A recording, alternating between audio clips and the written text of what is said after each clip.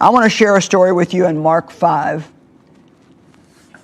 where Jesus actually ignored the voice of doubt and unbelief.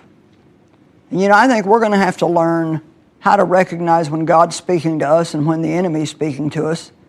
And if it's the enemy, we're just going to have to say, well, I know you're a liar, so I'm going to ignore you and not pay any attention. Mark 5:22, and I want you to try to insert yourself in this story. Sometimes we just read these things, but we don't really think about it. As I go through this, I want you to pretend like you're here and you're seeing all this. One of the rulers of the synagogue, Jairus by name,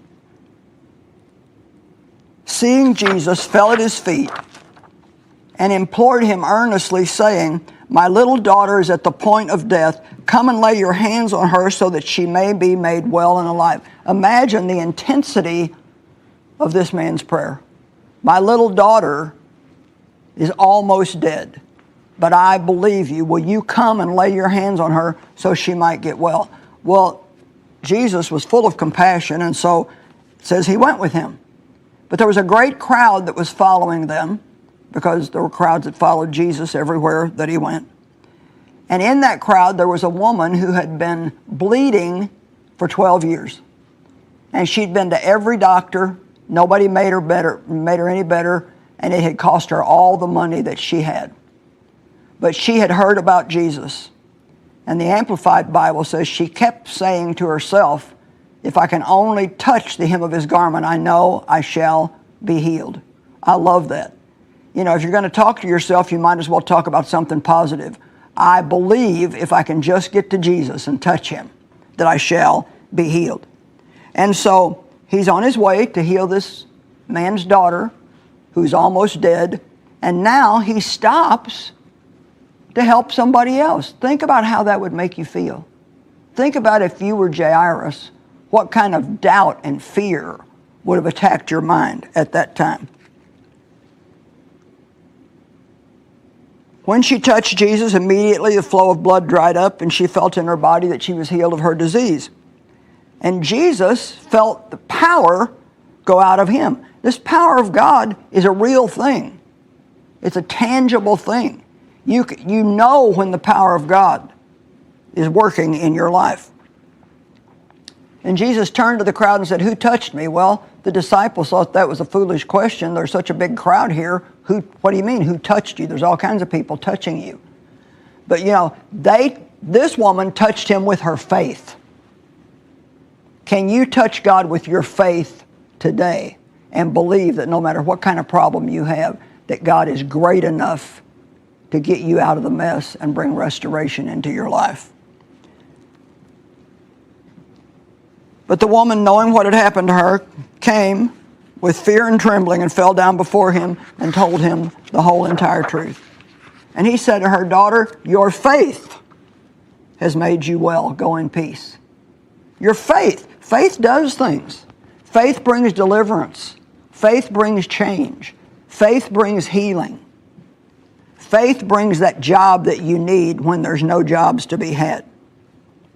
While he was still speaking, someone came from Jairus' house and said, "Your daughter is dead. You don't need to trouble the master any longer." Oh my gosh. How did he feel? Jesus, why did you have to stop for her right now? I told you what a desperate situation I was in. I'm not saying that's what he said, but he might have felt like saying that. But now listen to this. In verse 36. Mark 5:36. But overhearing, the Amplified Bible says, but ignoring what they said, Jesus said to the ruler of the synagogue, "Do not fear, only believe." Wow, he's asking, that's a lot. Just keep your eyes on Jesus. What does it say? I think it's Hebrews 12 that says, looking away from all that will distract unto Jesus, who is the author and the finisher of your faith. God didn't just start faith in you for something to leave you destitute and without an answer. He's the author and the finisher of your faith. But sometimes you need to keep believing when everything looks like nothing is going to work and you're never going to get what you asked God for. I just sense in my heart today that there are people who have given up your dream. There's people that the enemy has talked into, just forget it, it's never going to happen. Just forget it. You're just full of bright ideas. None of this is anything God spoke to you. Listen, turn your head off for a few minutes and go back and see what's in your heart. If you did miss it and you made a mistake, then admit it and say so. But if you say, no, I believe that that's what God wants to do. I believe this is something that God spoke to me. Then you need to stir your faith up today. Fan that flame that once burned on the inside of you and go back to saying, I believe God, and I don't care how long it takes, I'm not going to give up on God, because I've got His word on this and He is faithful. So He allowed no one to follow Him except Peter and James and John. Now why was that? You know what? Jesus was going to go in and raise this girl from the dead, and He didn't want a bunch of doubt and unbelief around Him. He wanted faith around Him.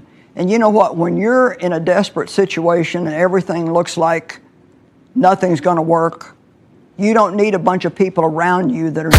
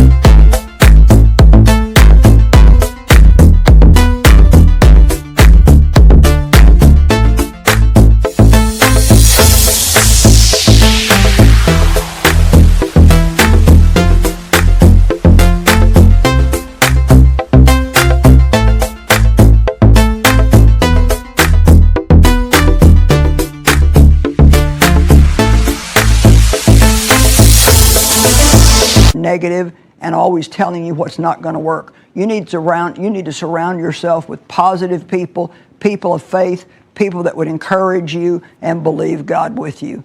I know certain people, when I need somebody to pray, I know who to call, because they're not going to just say, oh, sure, I'll pray for you. I mean, they're going to pray. They're going to really pray, and I have confidence that God hears them. They came to the ruler's house, and there was a great commotion, people weeping and wailing loudly.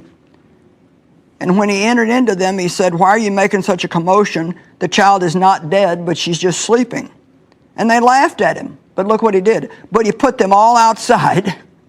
Once again, he got rid of the doubt and unbelief.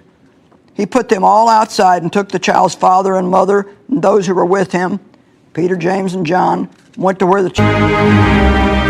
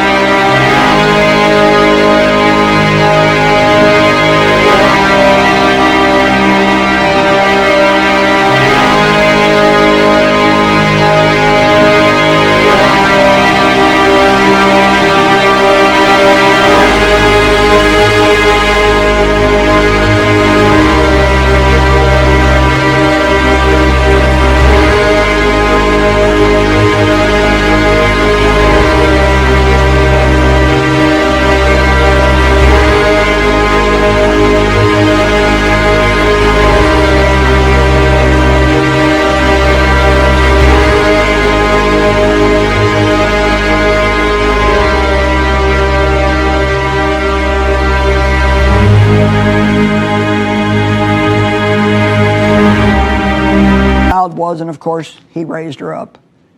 And she got up, made totally whole. You know what? Some of you could change your life if you would just simply get away from some of the negative, doubtful people that you hang around with all the time. You know, I can't stand negativity, and that's interesting because at one time in my life, I was a very negative person. I always say, if I thought 2 positive thoughts in a row, my brain got in a cramp. And I mean, I had grown up around a negative father. He didn't trust anybody. He didn't like anybody. Everything had an ulterior motive. And I grew up being taught how to be negative and almost being made to feel foolish if I was ever positive. So it took a while for God to get me turned around. Dave and I had been married a short period of time, and he said to me, "Why are you always so negative?" And you know what I said to him? I said, "Well, if you don't expect anything good to happen, then you won't be disappointed when it doesn't." I'd had so many disappointments in my life, I thought I was protecting myself by believing for bad thoughts, for bad things. I actually had what the Bible calls in Proverbs 15:15, evil forebodings. There was always this feeling around me, kind of in my atmosphere, like I was waiting for the hammer to drop, so to speak. You need to be careful about letting yourself get into that situation. And so if you're having problems right now, don't let your friends be people that always just want to do nothing but talk about your problem, and then on top of that talk negative about your problem. Surround yourself with people that will bring some joy, people that will make you laugh, people that will encourage you and tell you that God can do anything.